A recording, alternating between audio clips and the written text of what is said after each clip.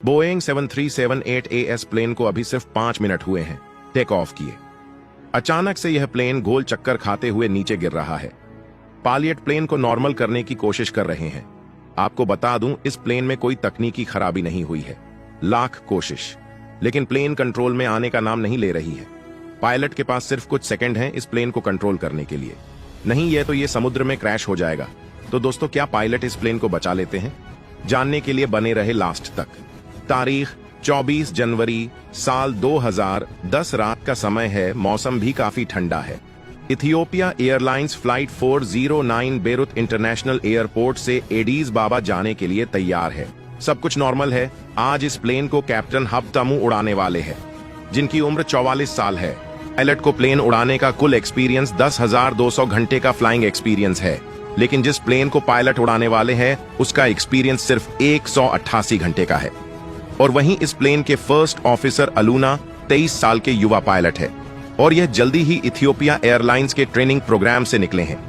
Boeing 737 पर उनके पास सिर्फ 350 घंटे का एक्सपीरियंस है। दोनों पायलट फ्लाइट प्लान और वेदर रिपोर्ट चेक करते हैं।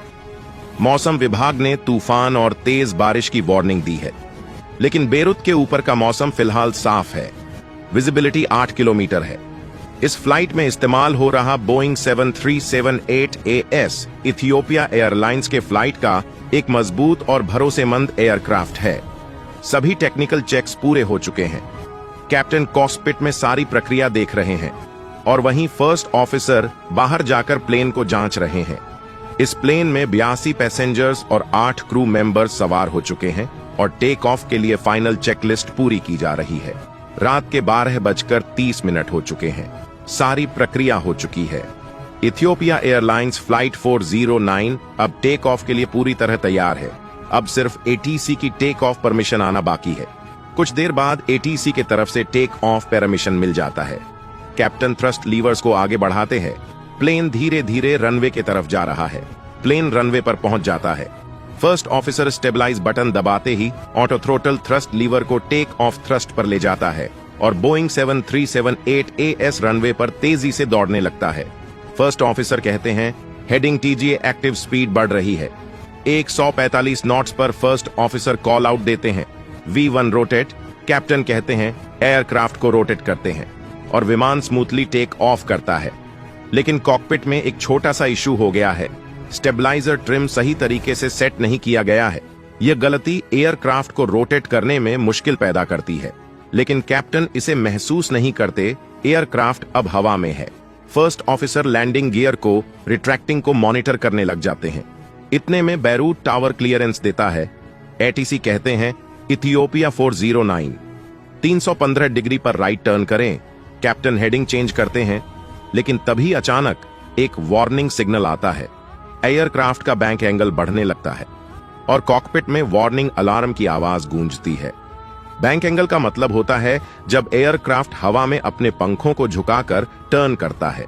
जैसे आप बाइक चलाते हुए तेज रफ्तार से मोड़ पर झुकते हैं, वैसे ही एक एयरक्राफ्ट को भी दिशा बदलने के लिए झुकना पड़ता है।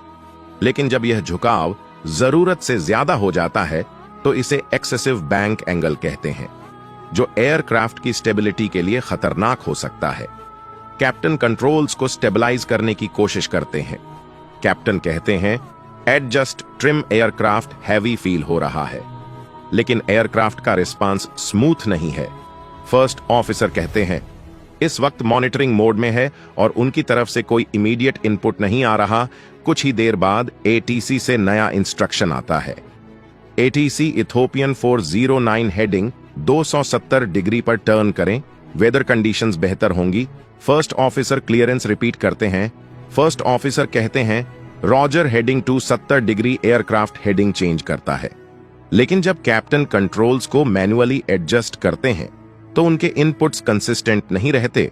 कभी वह कंट्रोल्स कॉलम को जरूरत से ज्यादा पुल कर देते हैं, तो कभी ज्यादा फोर्स अप्लाई कर देते हैं। इस वक्त प्लेन 3000 फीट के एल्टीट्यूड पर है, लेकिन बैंक एंगल फिर से बढ़ने लगता है, और साथ ही स्टिक शेकर भी एक्टिवेट हो जाता है। कैप्टन कहते हैं, राइट टर्न स्टेबलाइज नहीं हो रहा। क्या हो रहा है? एयरक्राफ्ट अब 315 डिग्री की हेडिंग से आगे बढ़कर धीरे धीरे झुकने लगा है। और कैप्टन उसे संभालने की कोशिश कर रहे हैं, लेकिन एयरक्राफ्ट झुकता जा रहा है। प्लेन कंट्रोल से बाहर महसूस हो रहा है। फर्स्ट ऑफिसर एकदम चुप है। कॉकपिट में कंफ्यूजन और डेस्परिंग एंगल वार्निंग्स और स्टिक शेकर वाइब्रेशंस कॉकपिट में टेंशन बढ़ा रहे हैं। फर्स्ट ऑफिसर मॉनिटरिंग करते हैं, लेकिन उनकी ओर से कोई करेक्ट एक्शन नहीं आता। प्लेन अभी ऊपर जा रहा है। एयरक्राफ्ट अब 7000 फीट के एल्टीट्यूड पर है। स्पीड कम हो रही है। कैप्टन कहते हैं स्पीड घट रही है, ट्रिम ठीक करो। Captain nose up down inputs देते हैं, लेकिन यह स्थिति को और खराब कर रहा है। सिचुएशन हाथ से निकल रही है और एयरक्राफ्ट धीरे धीरे स्टॉल की तरफ बढ़ रहा है। वार्निंग सिग्नल्स लगातार बज रहे हैं। कैप्टन और फर्स्ट ऑफिसर की तमाम कोशिशों के बावजूद भी फ्लाइट 409 कंट्रोल से बाहर महसूस हो रही है, और इसके बाद जो होता है वह दोनों पायलट्स के होश उड़ा देता है। एयरक्राफ्ट लगातार दाईं ओर झुक रहा है और बैंक एंगल 45 डिग्री को पार कर चुका है। प्लेन अब 7250 फीट की ऊंचाई पर है और उसकी स्पीड 101 नोट्स तक गिर चुकी है। ऐसे में स्टिक शेकर फिर से एक्टिवेट हो जाता है। कैप्टन कहते हैं स्पीड क्यों कम हो रहा है? फर्स्ट ऑफिसर स्पीड ट्रिम ठीक से काम नहीं कर रहा। एयरक्राफ्ट के इंस्ट्रूमेंट्स वार्निंग सिग्नल दे रहे हैं। पिच एटीट्यूड अब 30 डिग्री नोज अप पर पहुंच चुका है। यह क्रिटिकल स्टॉल कंडीशंस है। कैप्टन जल्दबाजी में कंट्रोल्स को ठीक करने की कोशिश करते हैं, लेकिन उनके इनपुट सिचुएशन को और खराब कर रहे हैं। एटीसी बार बार कॉल कर रहा है, लेकिन कॉकपिट में कोई क्लियर रिस्पांस नहीं आ रहा। एटीसी कहते हैं इथोपियन 409 हेडिंग 270 डिग्री पर इमीडिएट टर्न करें। आप डेंजरस टेरिटरी में है। एयरक्राफ्ट इस वक्त 9000 फीट की ऊंचाई पर है, लेकिन अब वह तेजी से नीचे की ओर चक्कर खाते हुए गिरने लगता है। अलार्म्स गूंज रहे हैं। Captain go around. First officer Roger go around throttle को मैक्सिमम पर पुश करते हैं, लेकिन एयरक्राफ्ट कंट्रोल में नहीं आ रहा। एटीसी फिर से चेतावनी देता है।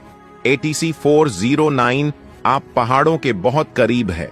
तुरंत दाईं और 270 डिग्री पर टर्न करें, लेकिन प्लेन अब पूरी तरह डिसओरिएंटेड है, यानी पायलट जो इनपुट दे रहे हैं उनका एयरक्राफ्ट पर सही असर नहीं हो रहा। यह एयरक्राफ्ट अब 118 डिग्री बैंक एंगल तक पहुंचकर लगभग उल्टा हो चुका है। Pitch attitude -48 degree nose down पर है और प्लेन मेडिटरेनियन की तरफ बेहद तेज स्पीड से नीचे गिर रहा है। एटीसी इथोपियन 409 आप समुद्र के बेहद करीब है। तुरंत 270 डिग्री हेडिंग पर मुड़े। यह आपका आखिरी मौका है। कैप्टन हड़बड़ाहट में रडर और एलेरॉन को एडजस्ट करते हैं, लेकिन उनके इनपुट्स स्थिति को और खराब कर रहे हैं। फर्स्ट ऑफिसर अब भी चुप है, शायद एक्सपीरियंस की कमी और कैप्टन की अथॉरिटी के सामने उनका कॉन्फिडेंस टूट चुका है। प्लेन 283 नॉट्स तक पहुंच गई है, जो इतनी ज्यादा है कि विमान के स्ट्रक्चर पर दबाव बढ़ने लगा है। प्लेन की नोज नीचे की ओर है और हवा में एक तरफ झुककर बेकाबू तरीके से चक्कर खाते हुए नीचे गिर रहा है। कैप्टन एक आखिरी बार ऑटो पायलट इंगेज करने की कोशिश करते हैं, लेकिन ऑटो पायलट तभी काम करेगा जब एयरक्राफ्ट ट्रिम हो और कंट्रोल्स न्यूट्रल हो। कैप्टन ऑटो पायलट ऑन करो, जल्दी करो। First officer auto pilot engage नहीं हो रहा सर। कॉकपिट के बाहर तेज बारिश और मेडिटरेनियन सी के पास बिजली चमक रही है। एटीसी की कॉल्स अब भी जारी हैं। ATC Ethiopian 409 turn right immediate, आप समुद्र में गिरने वाले हैं। एयरक्राफ्ट अब बहुत तेजी से नीचे आ रहा है। आखिरकार रात के 12:41 पर फ्लाइट 409 पूरी फोर्स के साथ नोज के बल मेडिटरेनियन सी में क्रैश कर जाती है। यह इंपैक्ट इतना तेज होता है कि 90 लोगों की जान एक पल में खत्म हो जाती है। समुद्र में तेज धमाका होता है और प्लेन के टुकड़े आसपास बिखर जाते हैं। एटीसी बार बार फ्लाइट 409 को कॉल करता है, लेकिन सामने से उसे कोई जवाब नहीं मिलता। वह जानते हैं कि कुछ बहुत भयानक हो चुका है। क्रैश के बाद मेडिटरेनियन सी पर एक सन्नाटा सा छा जाता है और अगले कुछ घंटों में लेबनीज अथॉरिटी सर्च और रेस्क्यू ऑपरेशन शुरू करती है। समुद्र की सतह पर प्लेन के मलबे और यात्रियों के शरीर के टुकड़े तैरते हुए मिलते हैं। खराब मौसम की वजह से मलबे को ढूंढना बेहद मुश्किल हो जाता है। कुछ दिनों बाद प्लेन के दोनों black boxes, cockpit voice recorder और फ्लाइट डेटा रिकॉर्डर बरामद होते हैं। जांच करने के बाद इन्वेस्टिगेटर्स को पता चलता है कि एयरक्राफ्ट में कोई तकनीकी खराबी नहीं थी और यह हादसा पूरी तरह पायलट्स की गलतियों का नतीजा था।